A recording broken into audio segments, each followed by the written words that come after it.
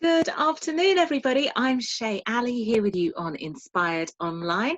And this afternoon, this lunchtime, I've got a real treat for you. This lovely Katharine Dever. Now, I first met Katharine, can you believe it was about 10 years ago? You just feel old. I know. Well, we're not old. We met when we were 5, right? Like 20, yeah. Yeah. So, I mean, so you might know her as a business intuitive, you might know her as an intuitive, you might know her as a business consultant, you might know her as a lady that does lots of coaching programs. I will tell you about my first impression of her. She was speaking at an event and she really stole the show. It wasn't even her event, it was someone else's. But she said a little bit about what she does, how she finds people's money spots. So if you don't know where to make the money, she's good at that. And she took the stage and did exactly that with someone in a very short space of time, maybe about 20 minutes or so. And the whole room was like, oh my God, who is this force of nature? So she's supremely talented at what she does. A little different to your usual business consultant because she uses a lot of intuitive and wonderful skills, but with amazing results, and works with incredible people all throughout the world. So welcome, Katharine. It's lovely to see you again and lovely to have you on Inspired Online. Oh, thank you. It's great to be Absolutely. here. Yeah. And I'd start with the inspired question, which is, if you had to share your wisdom with the world in a nutshell, what would you say? I would, in a nutshell, like in a tiny nutshell, I would say, know thyself, trust thyself, value thyself. That's beautiful. Well, let's break that apart and talk Yeah, about it those took me pieces. 10 years to get that. Yeah. It's like Winston Churchill said, if I'd have had longer, I would have written you a postcard. Love it. So, how do you know yourself? Because a lot of people, I guess this has been a very reflective time, the Great Pause for Right, some people. But, totally. but if you haven't used it as a time of reflection, or you're still lost and you don't know, how do you know who you really are? Yeah, I think this time has been reflective for people, and it's easy to give lip service to transformation. It's easy to give lip service to your spirituality, which is really a massive component of knowing who you are, because there's a relationship that you have with yourself, which in my opinion is very intimately entwined with your relationship with the divine. Mm. Mainly because when we really start to do the work to know ourselves, we're going to come up against our fears, our regrets, our pain, all the things that make us human, right? All of our imperfections, all of our flaws, all of the things that we judge and that we maybe can't forgive, or that we feel paralyzed by, all of our stories that we're less than, that we're not enough, we're not pretty enough, not thin enough, not young enough, not clever enough, not talented enough, not good with numbers enough, all the ways we get in our own way. And if, in my opinion, if we don't have a harmonious relationship with the divine or our higher self or the universe or whatever you want to call it, something like a higher power, something that is benevolent, that loves us unconditionally, then it becomes very hard to hold the space for ourselves in our own hearts, where we can truly get to know how our inner workings are, what we really feel, what we really need. And those are the kind of the basics, the fundamentals of creating a life that we love. We need to know who we are and what we truly want to prioritize, what we value. And then from that place, we can become empowered to take action and to manifest that into the world. Absolutely. And in terms of people that are looking to sort of build their business and stuff, how do you translate who are you into what you should be doing with the world? Because My favorite subject.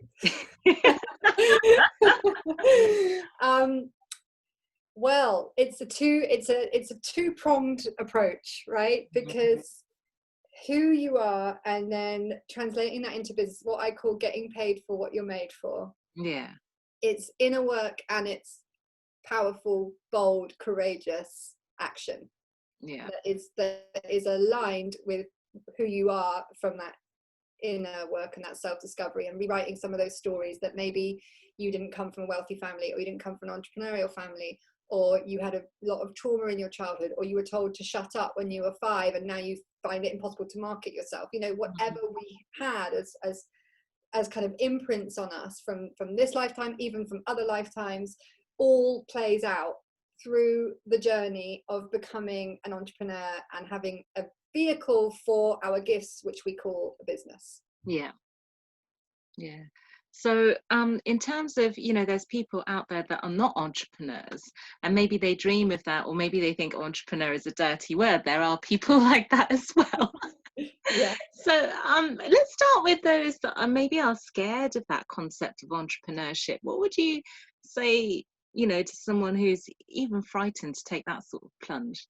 Well, first of all, I can say I relate totally, because, you know, my family are all in education. So my mother's a teacher, my sister's a teacher, my father was an army officer in the education corps, and I grew up with that traditional sort of like school, A-levels, university, left university, and got into like different creative jobs, but really was thinking I should be doing a corporate job, like I should be using these, you know, skills to go and try something. But for the life of me, I just couldn't settle to that. I knew that wasn't my path. So I spent most of my 20s trying things out, like scouting and traveling and going on courses and really like throwing myself at the world, like throwing myself into it. And it's that during my 20s was like the dawn of internet marketing. So I was right on that cutting edge. And as I'd done an English degree, I recognized that what was happening with the internet was like what happened with the printing press, that this was going to create so much transformation on the planet. It was going to be like a renaissance. It was going to revolutionize how we work, how we think, how we socialize, how we date. It was going to revolutionize every area of our lives. And I could see that during my 20s. So I was like, I need to be a part of this. I need to figure this out, you know. And at the same time, when I was 17, I trained in like healing arts, and 18 as well. During all my A-levels, I was actually like at a boarding school, but I used to massage everybody and give them like little treatments in the dorm and all this sort of thing. So I'd Reiki attuned in my early 20s. So I was doing Why were we not at university together? I know, I'd have a little queue outside my room. And it was like, you know, this was this time of massive integration for me, where I was merging this understanding of how, you know, and it, like how your spiritual self, your innate gifts can be supported through business and enterprise and online business. So if you don't recognize yourself as an entrepreneur, that's totally fine, because the shift you have to make in your mind is, I'm just me. I just get to be me. I get to show up with what I do and who I am. And actually the world is ready now, and the world is very different to how it was when we grew up, where it's not like you get a job for life and you have to settle to one thing. Actually, you're in a place where you get to be you and get paid for being you. You get to build a business that is unique, that you can create, that is strategic. Like, you need to have some savvy with it, but you can base it around the things you're good at, what you love to do, you know, your dreams, and what you're here to share. What you're really, for me, it comes down to what your soul's mission is. Everyone who is alive on this planet right now, who is remotely awake, chose to be here now. 2020 is such a culmination point. And so we're all going to be facing those uncomfortable questions of like, are we living a life we're meant to live? Are we saying yes to that purpose that we might have felt inside us since we were 4 or 5? We can't name it, maybe we can't describe it, but we just have this knowing that there is a passion inside us that, you know, it's like a flame that you cannot put out. You might try and put it out, you might pretend it's not there, you might ignore it, but it doesn't go out. It's like a flame, and if you're not using that in your life, you're going to know about it. You're going to know about it. You're going to be feeling unfulfilled. Your soul is going to be unfulfilled. And there's only so long you can bury it without getting ill, or without kind of experiencing a lot of dissatisfaction about who you've become and where you're going next. I think a lot of people have been looking at that as well during lockdown and everything. Yeah, and hopefully, you know, we'll see a lot of maybe new creative adventures pop up as a result of this. You know, I'm so ready for that shit. Like, I'm so ready for the revival and the renaissance. It's like I was born for this moment, you know, like really. If you look at the 1920s in Ireland, the Troubles there, and then the Celtic revival that happened after that with W.B. Yeats and the Abbey Theatre, and you know, it really is up to us to make a strong stand for the arts, for healing, for those creative passions to come and have their place in the main stage now. And that is something that we were absolutely born to do. And it's like, it's not going to happen on its own. We all have to take a stand for what we love being in the world. And that's what a business is. That's all that a business is. So you don't need to think of yourself as an entrepreneur. You just have to pray for the courage to take a stand for what you know inside is true. Yeah. Well, let's speak to the artists. I mean, we've talked about the arts, and I mean, it's, you know, quite tragic what's happening in terms of, you know, they're not having the finances to even keep some of the venues open, let alone some of that talent out there that, you know, they've said singing is dangerous, for example. So and dance, you know, one of my friends is director of the Birmingham Royal Ballet and is a fantastic dancer. He's not allowed to touch his dancers. He's not allowed to train his dancers. I mean, 70% of dance halls aren't going to reopen. So like Shirley Ballas is doing stuff live on Instagram at the moment, and she's using her voice and her platform to sort of encourage that. But yeah, I think it's a conversation we need to be having in a big way. Absolutely.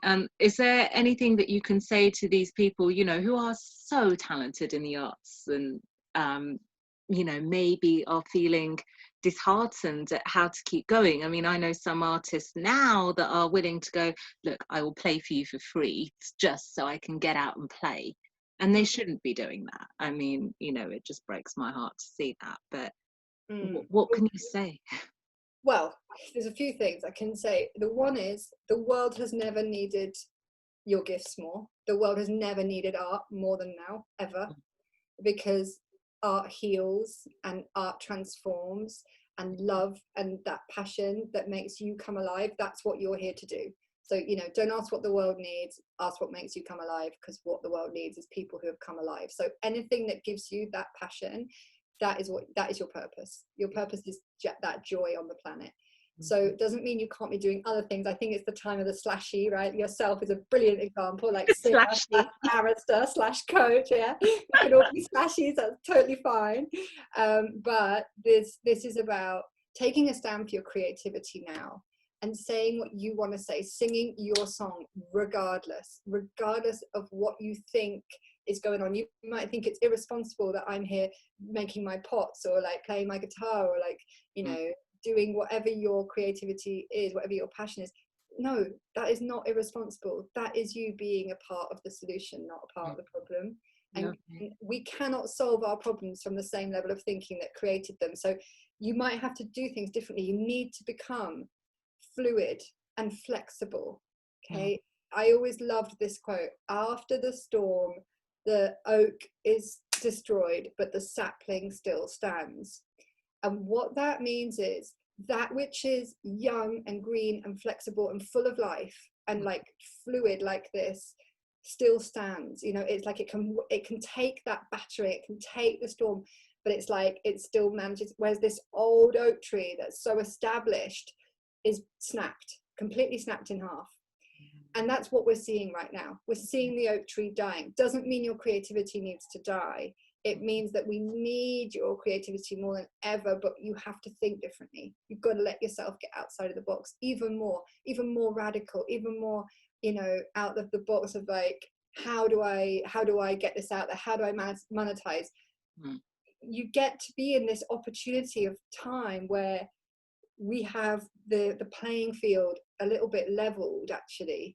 And it's not fair that the arts come last. It's not fair, but that's why we have to pray for the boldness to take a stand and courage for those things that we value and we know they're important. Just because they've been dismissed for hundreds of years doesn't mean that they don't have the same value. They have value. And this is what I'm always saying to transformation artists, coaches, therapists, people who tend to undersell themselves. It's like, do you know how valuable what your work do you know really the value of the transformation you're providing to the planet? Yeah. And art has that same value. And so know thyself, trust thyself, value thyself. Those three things go hand in hand, because we have to take a long, hard look at what we prioritize. We have to trust ourselves, because the intuitions, the way it will come to you is not the way, the been there, done that, got the t-shirt. It might be new and innovative of how you're meant to maneuver. So it's this staying present and trusting your nudges and hunches that we need to be doing more than ever. And then the valuing thyself, like, no, taking a stand. This is as important, if not more important, than the AI and the this and the that and the other things that maybe our planet right now is kind of worshipping at the feet. Like, the only industries that grew during the COVID crisis was big pharma and tech. That's not a world I want to be in. Okay, so we as artists and as healers, we take a stand for, like, no, this sector of society is going to have a renaissance. This sector of society is valuable. It's essential for what a human being is. And as human beings, we're the custodians of the earth. This is our planet, actually. We get to say, no, not on my planet. This is not how it's going down. Okay, there's this thing about what it really means to be human, more than ever. And as the robots come in and the AI comes in and the 5G comes in and the Internet of Things, it's more important than ever that we take a stand for what it is to be human, for touch, for contact, for connection. I'm sort of like marching behind the orange vests in Italy right now. Like, I am so about really this bringing us more into our humanity and creativity than ever, and seeing it as a catalyst and a calling, a clarion call for us to do that. It's really beautiful, and I think such an important message, especially for the artists out there and people that are struggling. I wanted to talk to you about, you mentioned the oak tree that gets knocked down as well. So let's talk to those people for a moment, if you don't mind. And I have I can't actually say who, but someone that I know that is very wealthy, has an international chain, and who has also suffered. Because there's it's not that the mega rich are fine in their ivory towers, trust me. I know that when you have large expenses, well, when you have large earnings, you also have large expenses, so they've also suffered and are thinking, what now? I've had this business for years that was the oak tree, and that now is, what am I going to do? Is there any words of wisdom you could give to them? Well, first of all, everybody is entitled to the same love and compassion. Everybody. Loss is loss, and grief is grief, and pain is pain. It doesn't matter whether you're high or low on the scheme of things, right? That's, for me, I've never been able to look at the world that way, right? No one is any better or worse than you are. We're all created equal. So loss is loss. Full stop. And I have such compassion for anyone that has built something and created something and then they've had that washed away, right? So the great thing, the good news, there is good news though, right? And the good news is this, that the bedrock cannot be washed away, right? But the truth of who you are, that eternal life, that eternal flame, that doesn't go out. While you're here, there's still something within you that seeks life and seeks more life to all and less to none. So this could actually be an incredible opportunity, a pivotal moment where you tune in to who you really are, and it might be something you've long wanted to do or long forgotten, like a dream that you've held in your heart, and it's like, do you know what? I've got nothing else to lose. I can just go for it. I can lay it on the line and just go for that thing that I've always said I can't, I'm too busy, I've got too much on, that won't work, it's not practical, it's not logical. If there's ever been a great time to trust the miraculous, it's now. And to call in that miracle, a miracle is a shift in perception. It's a change in the way you look at things, of like, how is this happening for you? How is this the best thing that's ever happened to you? And if you were on your deathbed, right, can you rewrite the story of like, because in Japanese, those symbols, the Chinese symbol for crisis is like opportunity, right? It's crisis and opportunity. So where was this? Write the story out. Like, I am so happy and grateful this happened. This is so exciting. And here's the opportunity for me. And it doesn't mean you don't sit with the grief. You have to mourn loss. We all do. And as we age, we do it more and more because we experience more and more loss. And our society is not very good at loss. Our society is not very good at letting go. You know, we beef up the maiden, we beef up youth, we beef up love, and we kind of avoid the conversations of death and aging and letting go and loss and grief and what it means to have your heart broken open. You know, all of that stuff is we're not very comfortable with.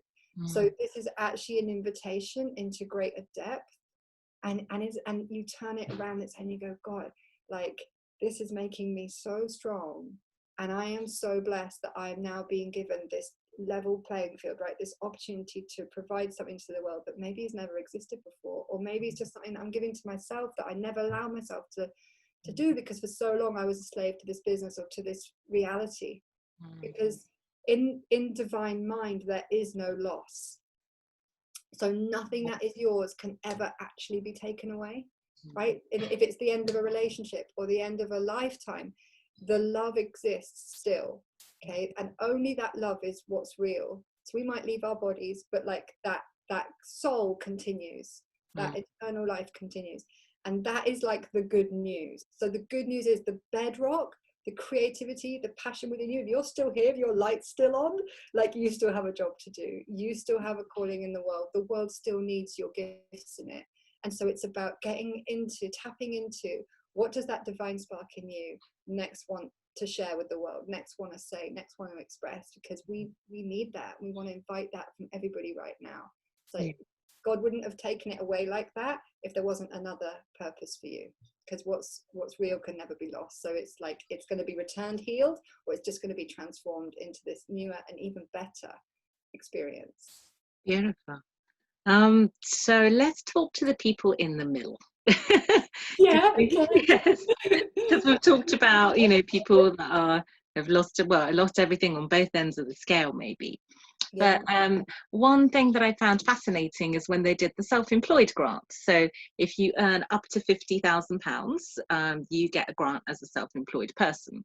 And the government were asked, well, what about people that earn slightly more than that? And the government said, there aren't that many of them. I think 90% of people also fitted in this 50 grand and under. Now, 50 grand and under is not really to be laughed at. It's you know, an all right salary. But how do you know, make the leap from being okay at your 50,000 or less to, you know, being in maybe that top 2% that want to really see wealth? You mean in the light of the crisis, or I guess in general, but also in the light of the crisis, wherever you want to take that. Yeah, well, I can speak to that actually, because I didn't fall into any of the groups. Like, I slipped through every crack you could fall through, because I was a limited company. I couldn't furlough myself because I had ongoing clients. So I had no childcare, but I was making it work, because luckily I have created my business in such a way that I only really need to be like on once a week, about 3 hours a day.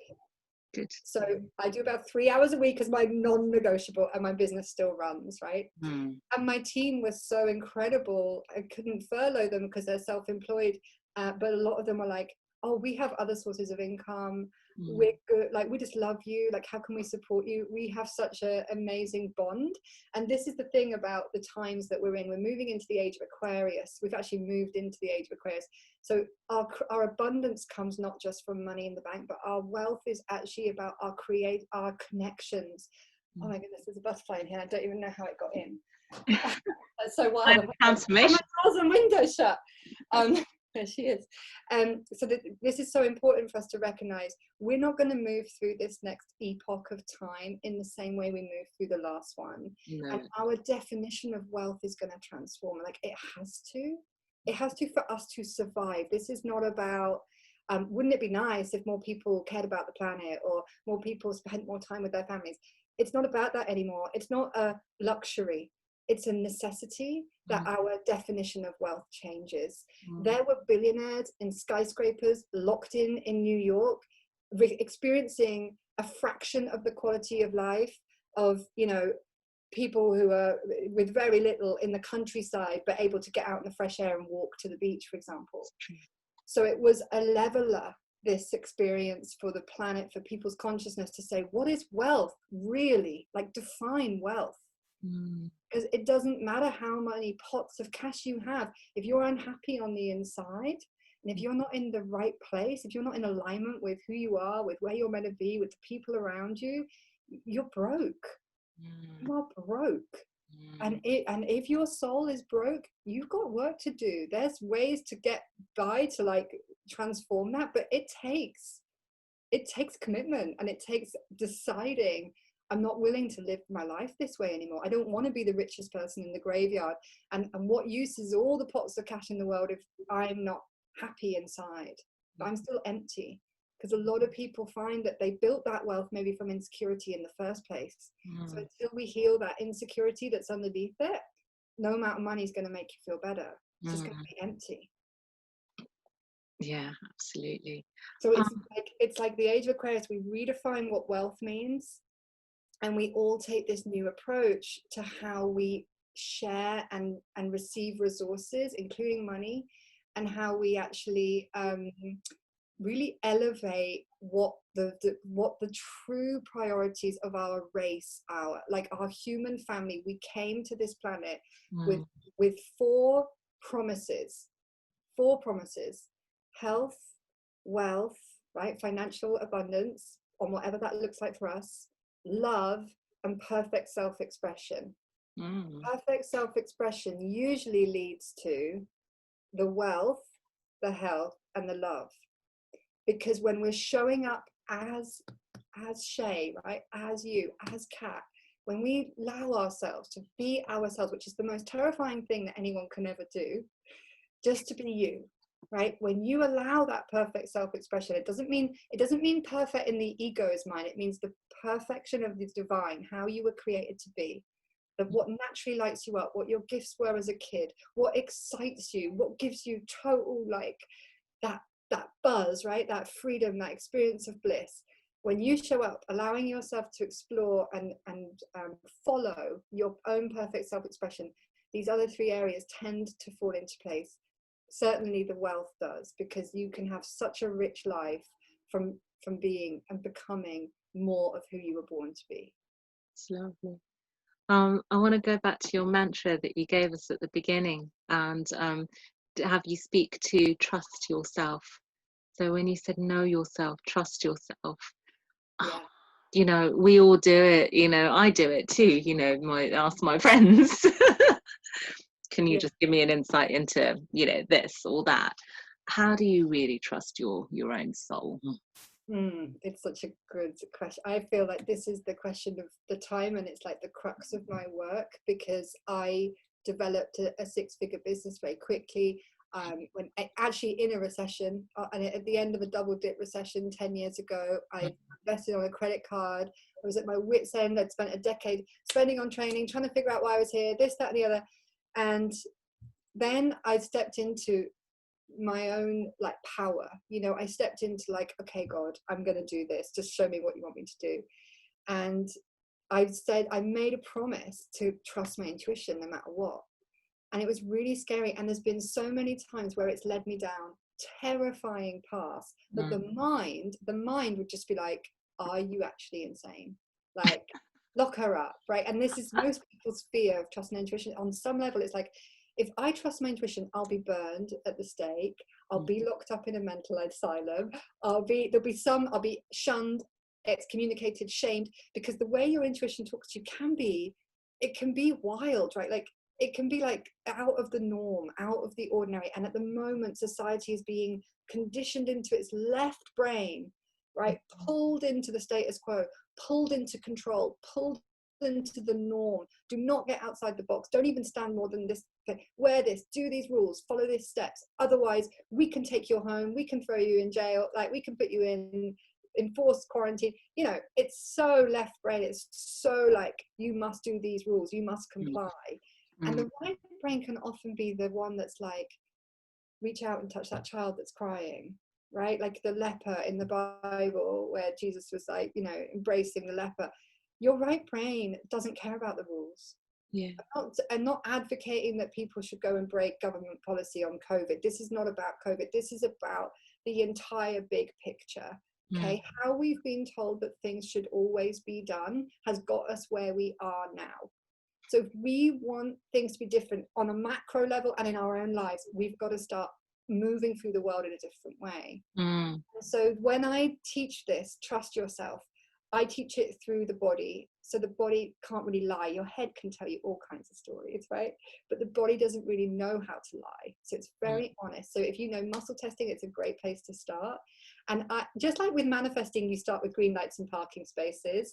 With intuition, you start with like menus and, you know, shopping, like what you kind of, like what would feel good, like what do you want to eat today? So it's great in restaurants. We're not in restaurants right now, so it's more like, okay, feeling in to things. You're in the supermarket,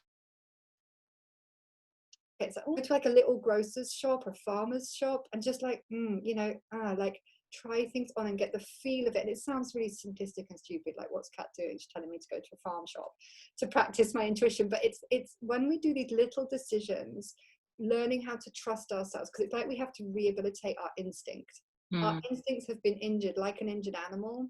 So it's little baby steps, getting the little yeses, like, and when your phone rings, be like, do I want to pick this up? And just get a read, like, or yes, no, or like, this doesn't feel good, this doesn't feel right, or do I want to speak to my mom right now, or do I want to speak to Clarissa right now? And just allow yourself to actually check in on these tiny things that happen every single day. And then you'll notice, like, you know, you didn't pick it up, and then at that same moment, because you're not on a phone call, some other opportunity pops up that you were available for because you trusted your intuition. And that might look like a small thing, but you could have a business deal on the table, or a book deal. I've seen this happen, a book deal for publishing rights in South Africa, and it's like, on the surface, it's like, brilliant, take the call, it's your mum ringing, right? Like, take the book deal, it's South Africa, go for it. And then you go, does it feel right? And by taking a breath and checking in, you can go, let's just pause. You don't have to say yes, maybe is an answer, right? You no is an answer, but like, and no is a full sentence, but pause, breathe, what else is available? And then that's when, and you go, that's a full body yes, that is a full yes to that, like hell yes. And you know, you can try this on in different ways, and then you start playing it out in bigger ways, and the universe, you get trust in yourself, and the universe sends you opportunities with bigger odds, bigger things at stake, rather than like, am I going to enjoy this meal, or is this meal going to be right for my body? But you start small and you build those muscles. Well, I can definitely relate to that. And, you know, endorse it, actually. Sorry, go ahead. No, I was going to say endorse it. I think I learned about muscle testing when I first started it, you know, holding food in supermarkets and being like, okay, muscle test it. Is it good for my body? Is it not? And sometimes, you know, it's not going to be good. I pick up a bar of dairy milk, you know, that's clean. Definitely times where that's good. And this thing, you know, there is truth in it. Like, if it's not a hell yeah, it's a hell no. Or where there's doubt, there is no doubt. There is some truth to that. The thing is with the art of intuition, and this is why very few people teach it well, it is not bite size. It is not one size fits all. And it doesn't, by its nature, do well with like left brain teaching. Like, here's my course on intuition, follow these steps. It's not like that. It's a lived experience. It's an art form. It's very nuanced, it's subtle, it's complex. In that realm, two things can be true at the same time, and our society is getting more and more polarized. So it's either black or it's white, it's good or it's bad, it's yes or it's no, it's red or it's blue, right? That is a trick. That is mind control, so that our brains are always split off. The truth is, two things can be good at the same time. Like, this thing can be true, and this completely paradoxical thing can be true. Right? Paradox and subtlety. I feel like that's some of the nature of what we're losing as a society, and it's some of what we need to bring through in this revival, because it's how our senses actually work. Our sixth sense speaks to us through nuance, through subtle through, like, it's a still, silent, small voice. It is not this noise, okay? And we're bombarded by the noise. So really trusting that voice. A lot of it is about creating the space and the availability to really reach the places inside us that can, like, feel that knowing. No, that's awesome. The river below the river, that's what it is. Well, thank you so much for spending time with us today, Katharine. It's been lovely to see you again. Do you have any final thoughts that you'd like to share with our audience? Well, thanks for having me. I've been very passionate today. Awesome. I'm sure everybody got a lot of value from you. Well, just to say, you know, thank you for I know so many people have been doing the deep work, and if you're praying prayers right now, you know, for our happiness, just also pray for the boldness to be who you came here to be, and to pray, to remind yourself just to pray as well for our planet and for the thriving of all life, because it's really a pivotal moment where that which serves life is needed and required more than ever. And if anyone would like to find out more about you or your work, where can they do that? They can, if they really like want to come and see me in my Facebook Lives. The only place I'm doing much at the moment is in the Garden, the Facebook group. So that's free, and you can find it on Facebook, The Garden with Kat. Or just, you know, come over to the website and you can get on my list, get in updates with what I'm doing. That's www.katharinedever.com. And there's tons of free resources. I've got a podcast called Everyday Mystic that just launched during lockdown. Nice.